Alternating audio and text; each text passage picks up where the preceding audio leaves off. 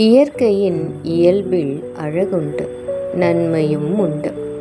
எல்லா உயிர்களும் இயற்கையின் கோட்பாட்டினங்க வாழ்க்கையை வாழத் தொடங்குகின்றது. ஒவ்வொரு உயிருக்கும் ஒவ்வொரு தன்மையுண்டு.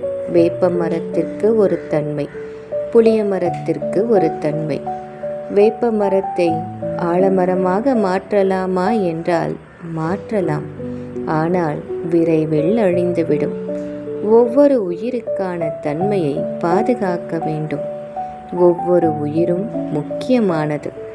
அதற்கென மனதை இறைவன் கொடுத்திருக்கின்றான். அதற்கென்று ஒரு வழியையும் கொடுத்திருக்கின்றான். மற்றவர் நம்மை புரிந்து கொள்ள வேண்டும் என்று நினைப்பது சரியா தவறா என்றால் ஏன் புரிந்து கொள்ள வேண்டும்? மற்றவரின் புரிதலை யாராலும் கணிக்க முடியாது.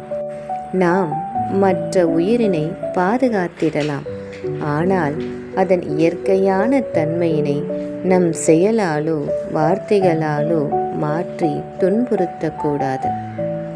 குடும்பத்தாரிடமும் நம்மை சார்ந்தவரிடமும் அவர்களின் மனம் நெகிழ பேசி ஒன்றாய் இன்பமாய் வாழ்ந்திடுவோம்.